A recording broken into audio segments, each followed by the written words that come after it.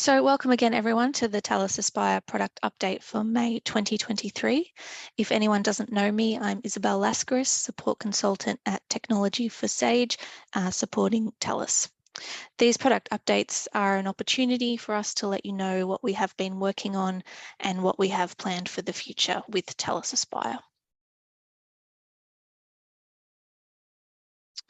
So on to today's agenda. So today we'll be talking about the recent releases that have gone out, the upcoming releases, so that's things that you can expect to see from us in the near future. We will be providing an update on the reviews discovery work and on the work we're doing to upgrade everyone to Google Analytics 4. And finally, we're just giving you a brief update on some new staff that have joined us since the last time that we spoke.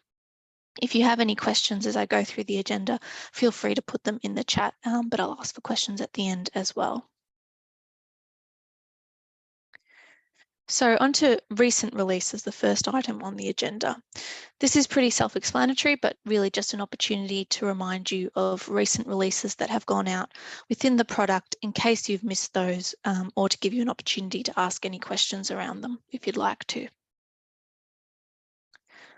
So you might remember at our last product update in March, because we didn't have one last month, that we did give a brief update on ongoing development work regarding LTI 1.3, particularly around rollover. So we've now made some releases since we last spoke to you so that when you roll over your LMS, the LTI link should be pointing at the most recent version of the list or the list section, which is of course one of the benefits of LTI 1.3. There is also some additional work currently happening around a UI change and how this will appear to the end user in the interface. It's really around making it easier for academics to link to another list if they wish to, rather than the most recent one. But happy to say that the bulk of the work around LTI 1.3 rollover and making that all work is now complete.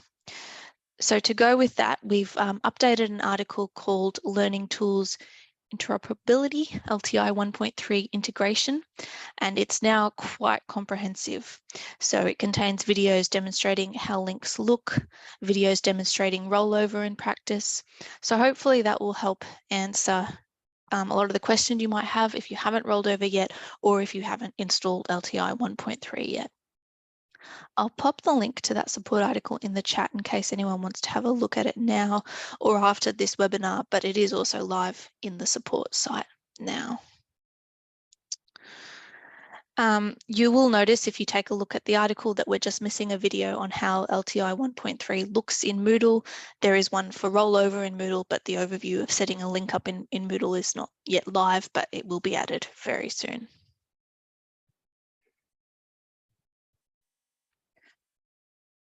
So moving on now to upcoming releases. Most of these you will have probably already heard us talk about, but we just wanted to give you an update on how these are progressing. So the first of those is Add Resource. So as a reminder, this is the ability to search your own discovery layer from within the reading list so that a user can add items directly to a list. Currently, Add Resource searches Nielsen book data. It will now be updated to search your discovery layer as well. So the work around this is still ongoing, but we have been plugging in some institution settings from universities we've been working with into our own demo tenancies and having a play with that to ensure that we're getting the results back that we're looking for. So that's being tested at the moment. As I say, the work is ongoing. Hopefully we will have more updates on this for you next month. If you are interested in implementing that once it's available, and just a reminder too that it will first be available for Primo, OCLC WorldCat and EDS customers. But if you are interested in implementing once available, we will need some information from you in terms of API keys. So no action required yet, but we just thought we would let you know that will be required and how that's progressing. The next item is for OCLC users only. So we are currently looking at an integration between Talis Aspire and OCLC so that at the point of where you find an item on a list under review, if you decide that you'd like to buy that item, we're going to give you the ability to add that directly to the ordering area within OCLC WorldCat. That's something we're working on at the moment. We expect to have a prototype within a month's time. So when we have that, we'll share more information then. We are still working on the importances that we've talked about. As a reminder, that's the ability to make importances mandatory if you want them to be. There was a mock-up of this last month at TFS Insight in the UK, and the product team asked for feedback around that at the time because there were a couple of ways they were thinking of implementing this, so they'll be taking all that feedback on board. As I say, though, this is still in the pipeline, so we'll hopefully have more to share on this soon. And finally, as always, we have continuous improvement, which basically covers all the things that we're doing which aren't as major as some of the things mentioned, but still important. So that includes things like accessibility improvements under the hood and anything else that comes up. So as and when those things are released, we will also tell you about them.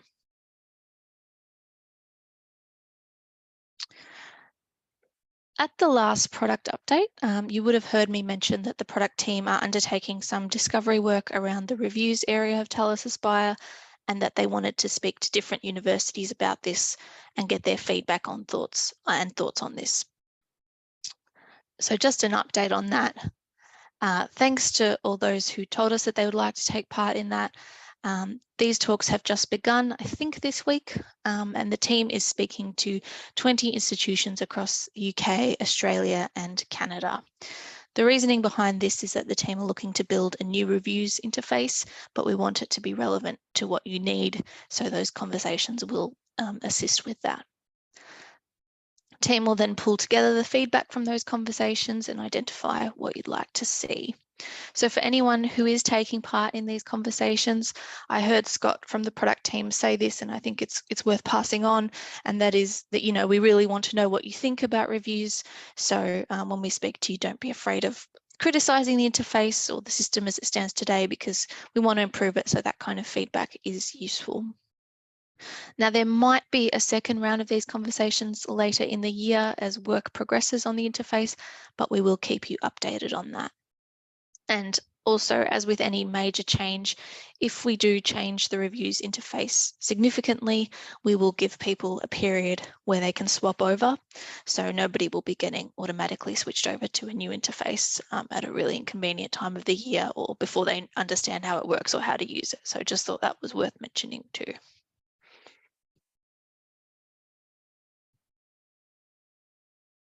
Google Analytics. So we've touched on this in previous product updates as well, but just to give you a recap, at the moment, every Talis Aspire tenancy is linked to a Google Analytics property, which is what Google call their Universal Analytics. They are retiring Universal Analytics at the end of June because they've introduced Google Analytics 4. So as we've mentioned in previous webinars, we have already created Google Analytics 4 properties for all the institutions. So there is no need for you to do anything there. I know you might have seen messages on Google when you log in, but there's no action required at this point. We have already done that. We've already set those up, and those properties are already capturing data. But in terms of next steps, we have scheduled a webinar on June 7th called Moving to GA4. This is taking place during the UK time zone because it will be partly delivered by a university in the UK, Leeds Beckett University. However, the content will of course be relevant to everyone, and I think it'll be a good opportunity to hear from a university who has had a play with the new Google Analytics 4. So of course this will be recorded, so I would encourage you to watch it when it is available. You can register for this on the website now, and that way you'll be emailed a link to the recording when available. We're also working on some documentation at the moment around Google Analytics 4, so we will also publish those when you have access to GA4. And finally, you might remember that there was a service announcement sent out a few weeks ago asking every institution to fill out a form letting us know which of your users you want to have access to your new Google Analytics 4 property. If you haven't yet filled this out, please do. I'll pop the link in the chat now, just as a reminder.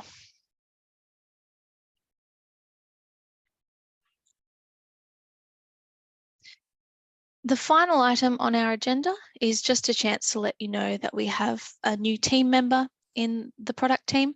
That's Kate Broadfield, who is the new product manager. Those of you taking part in the reviews discovery conversations will get a chance to meet Kate then. We've also added some new team members to the Talis Aspire development team since the last update. So we have 2 extra developers working in the team now, which means that we should be able to go a little faster in our development work because we'll have those extra hands on board. Oh, sorry, Bex, I just see that you said that you can't see any messages. Sorry. Zoom settings, okay. So I am going to put the link to the support article on LTI 1.3 first. Hopefully you should see that now. And also a link to the form that we've asked you to fill out, telling us which members of Google Analytics, which members of your institution you'd like to have access to Google Analytics. Sorry about that. Okay, yeah, so that's really all of the major items on the agenda. As I just mentioned, the new team members we have. Moving on to a couple of other things. There are a couple of upcoming webinars, that you can register for now. The first one is, as I already mentioned, an introduction to Google Analytics 4, partly presented by Leeds Beckett University. There is also another webinar planned in the UK for July around increasing academic engagement, and that's led by Oxford Brookes University. I had a chance to see this at TFS Insight in the UK last month, and I think it will be really valuable to you as well, because I know many of you are interested in academic engagement. So again, if that's something that is of interest, do register for that so you'll be sent the recording. Just a reminder that these are what we call community webinars. So if you or your teams are doing something that you would like to share with the rest of the Talis Aspire community, please do get in touch, and we'd love to host a webinar where you can share the work you're doing as well. But in the world of APAC, we have our next APAC and North America developer community drop-in session next week on Friday, June 2nd, as well as the APAC community discussion session scheduled for next Friday as well. I will send out reminders about these sessions via email early next week so you can join us. I haven't included the times on the slide because there are various time zones to consider, but these will all be in the reminder email as per usual. We'll also likely have another product update webinar at the end of June, but I don't have details on this yet. When we do, those reminders will be sent in the Talis Aspire newsletter and via the mailing list.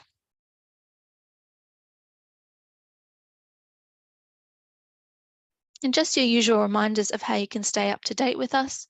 I've mentioned the Talis Aspire newsletter already, but we also have a Talis blog where you can read updates from us and from institutions and what they're doing.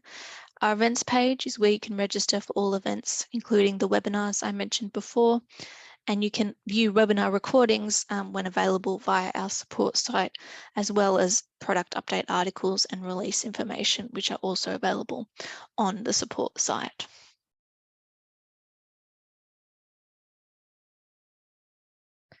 So quite a quick session today. Are there any questions?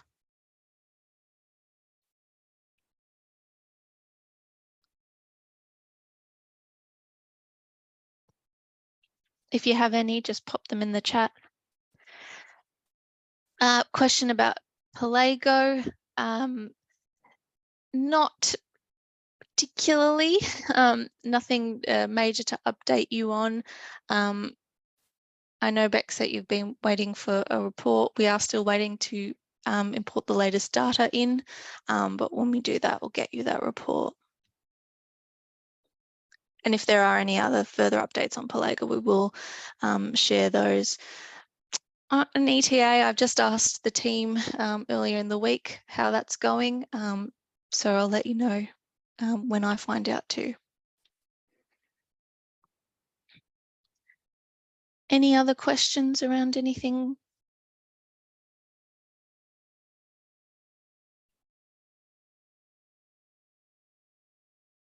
No? Okay, well, if there isn't any other questions, just want to thank everyone for your time.